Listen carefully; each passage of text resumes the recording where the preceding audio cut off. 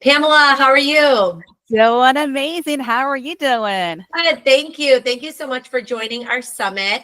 I know you've been on Absolutely. a couple of prior summits, but this one is like right in your wheelhouse of expertise. So I'm really excited to have you on for this one. Yeah. For those of our summit attendees who don't know your background, can you share a little bit about who you are and what you do? Absolutely. So I am Pamela Pedrick, known as a dietless dieting coach, because busy women come to me when they are ready to ditch the yo-yo dieting, the weight regain, and the fatigue, and they really want holistic, natural solutions.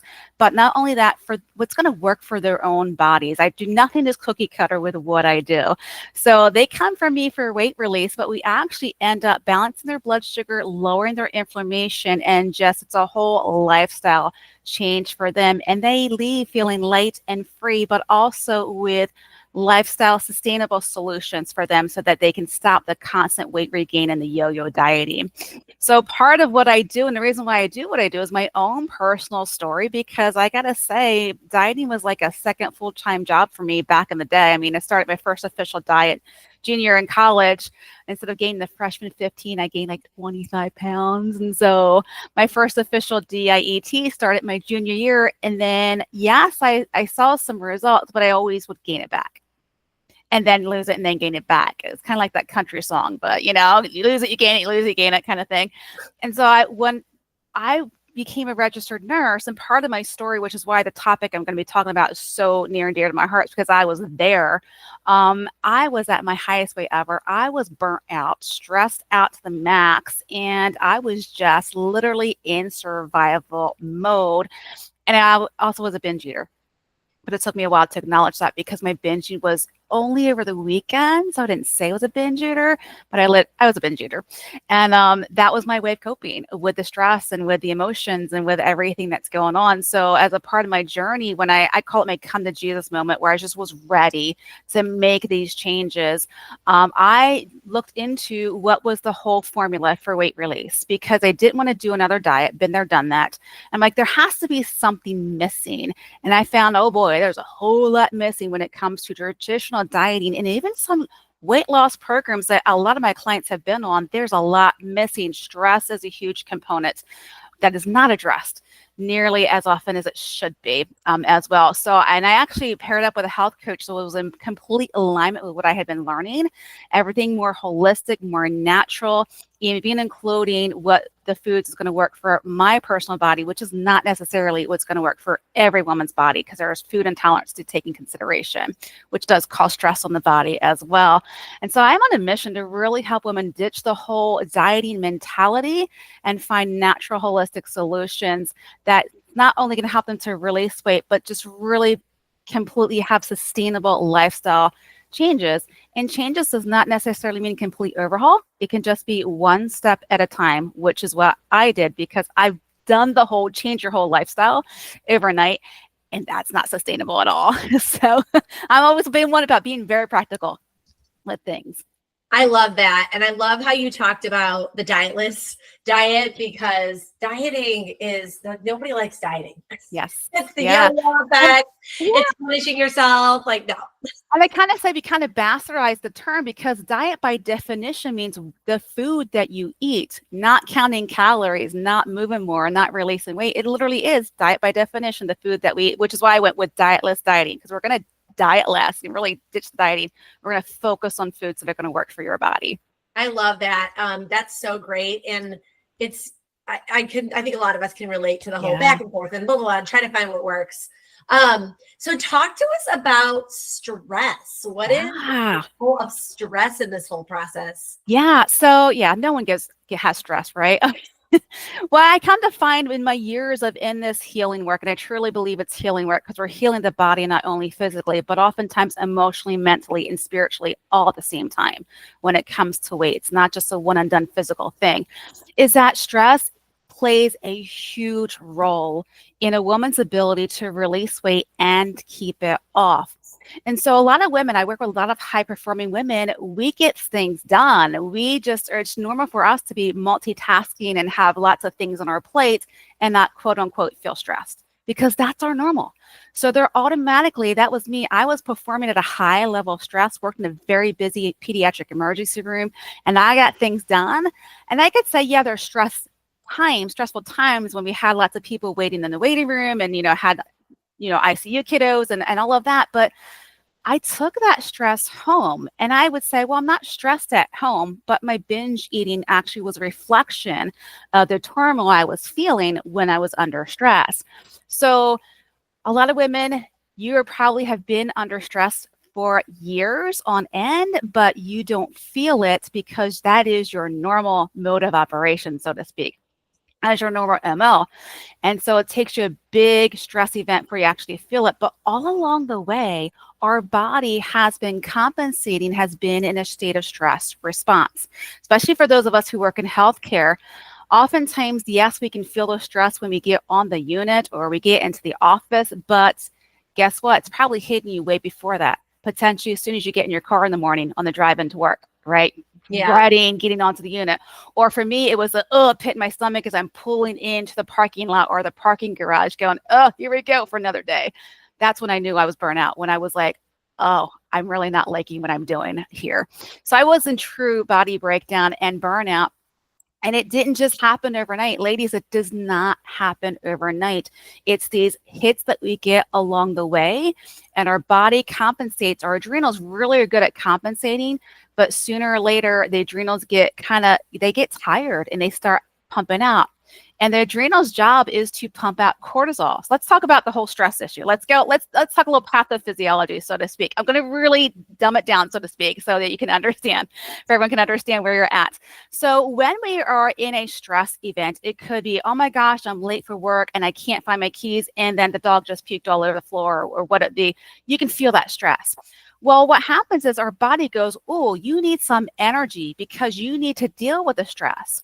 Back in the day, it was we either fought the stress or we ran away from it. We needed energy to fight or to run, hence cortisol. Cortisol gets released by the adrenals, and cortisol is a type of hormone that is actually a sugar. It's a glucocorticosteride, gluco meaning sugar. And the reason for that is so that we have that immediate burst of energy to fight the stress or to run away from it. But I don't know about you, the last time I either fought a stress or ran away from it was years ago. And it's mostly emotional or mental, right? Oh my gosh, we're going to be late. And then what's our employer going to think about us? And it's a whole kind of mind shift that happens. And so we're not actually utilizing that cortisol right away. So now it's hanging high. What goes up high drops quickly if it's not used. When we run or we fight, or we deal with the sugar in another way, we naturally have a lowering of that sugar. But if we're not utilizing it, it's going to be a quick high and a quick low, and you're going to feel tired. You're going to have cravings because your body goes, oh, we're low on sugar, get some more. You're going to go to those foods that aren't in alignment with you getting to the results that you want. Very high in inflammation. It's going to cause blood sugar instability. So that's one big part of the whole stress response. The second is it shuts down your digestion. Our body cannot digest our food and deal with stress at the same time. There's two parts of the central nervous system. The sympathetic, think S for stress. And the parasympathetic, think P for peace, rest, and digest. They are not on at the same time. It's either one or the other. And guess what? If you're under stress, your body will not turn on rest or digest. It won't. It's busy with you helping with the stress event. Now, if we can turn off the stress, guess what turns back on? Boom, peace, rest, digest. So one's off, the other one is definitely on. So if stress is on, and it's on like chronically, very rarely are you going to be able to digest your food or to rest, which is why we get the tired but wired. We get to the point in our lives where we're tired but wired because why? Because we got all the sugar going on imbalances, we got inflammation, we've got lots of things going on with the stress. So because your digestion shut off, you cannot digest your food. You cannot uptake the food that you're eating.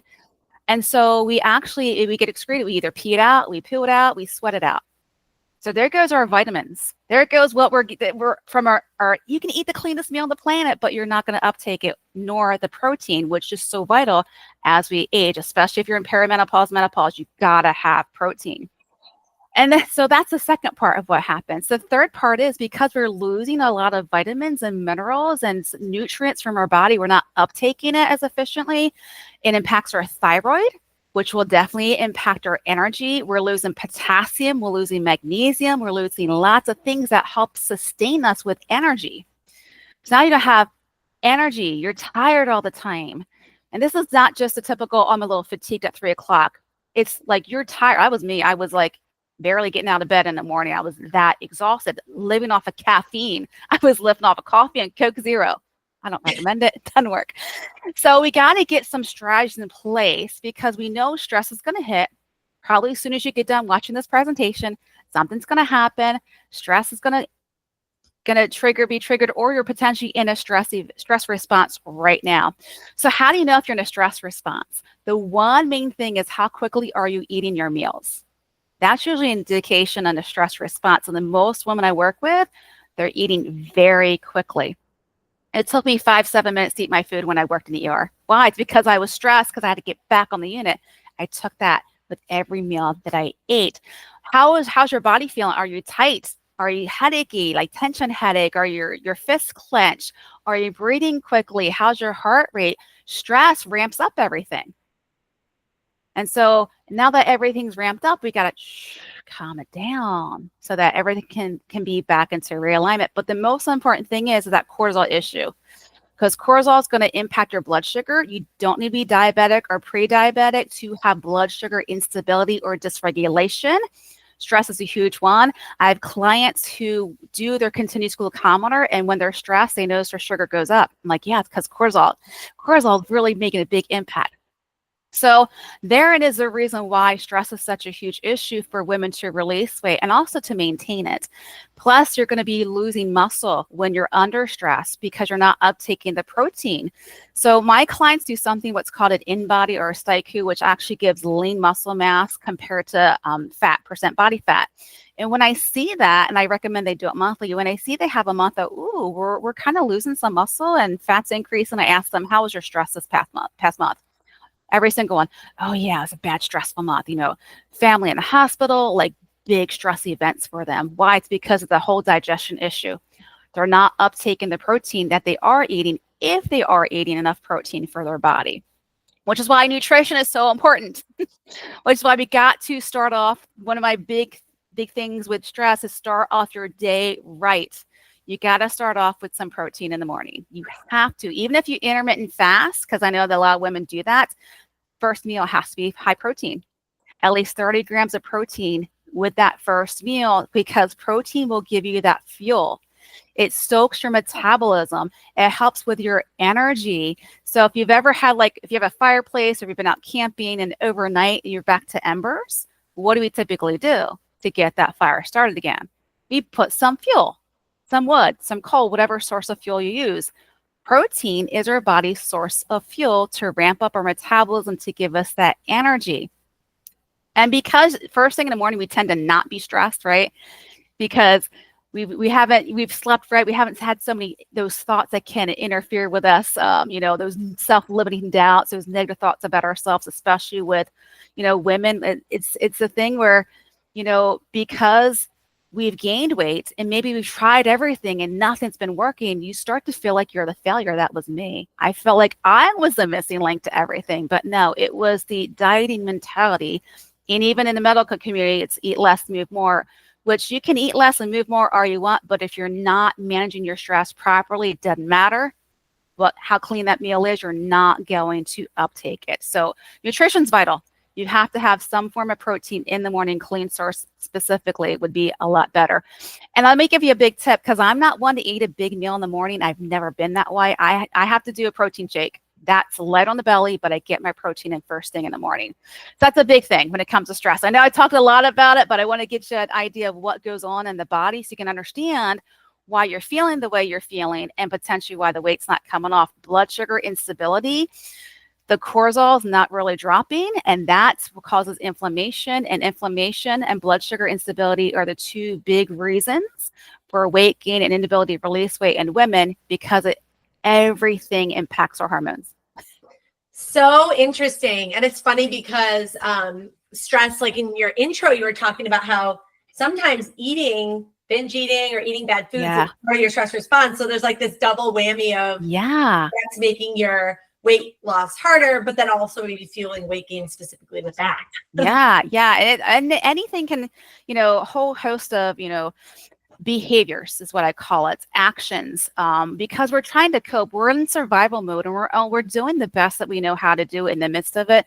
Because I don't know about you, when's the last time a provider ever said, "Oh, you need to manage your stress," but actually told you how to do it? Mm-hmm. Right? It's like you need to lower your stress, and I was left with how. Oh, let's meditate. Okay, but I wasn't really in a meditation. Like, well, how? Like, what do we do? And I'm sorry, I don't have 20 minutes to sit down and just think. Because as a binge eater, the last thing I want to do was think, which is why I was shoving food down my throat, because I was shoving those emotions down as well.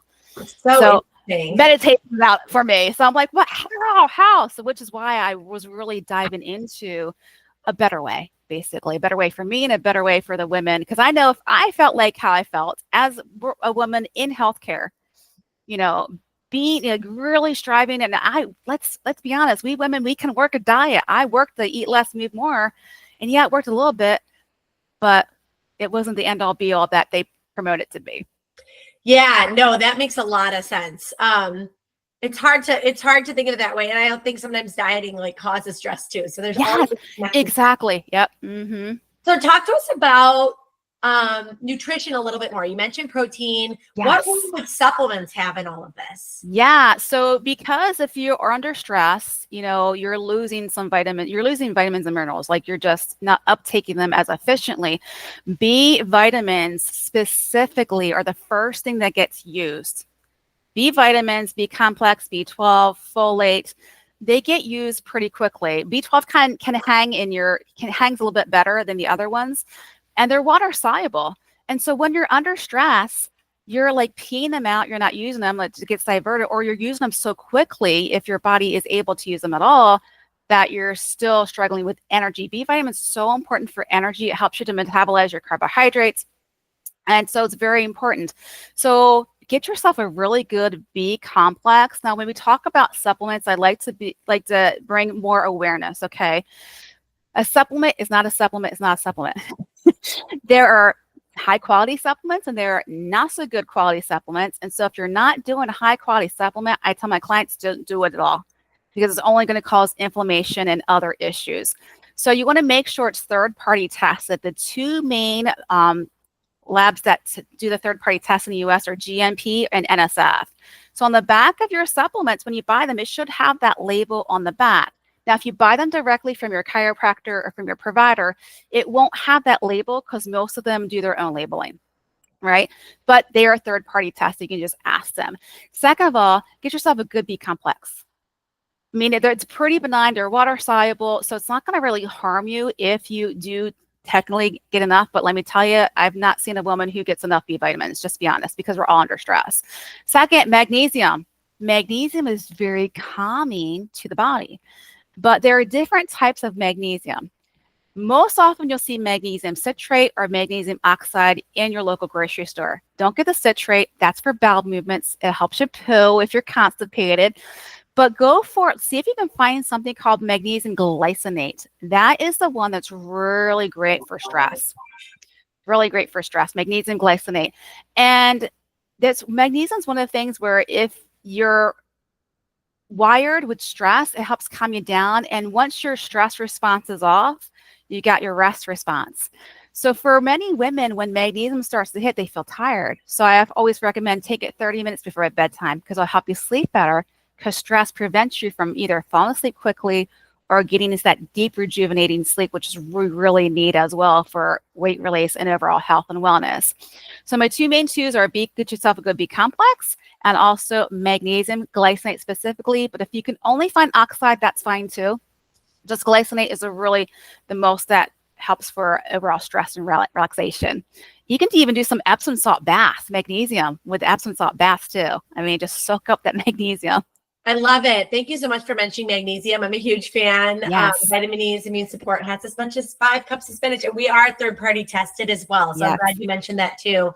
And a lot of supplements don't do testing and they're not regulated by the FDA. So you really don't know what's in there. Yeah. Vitamin E's are labeled as a beverage. So we are like working through all of the FDA regulations, but it's something that I didn't really appreciate until I got into this business, that a lot of supplements are fly by night. So do you, Yes, you don't really know what you're getting.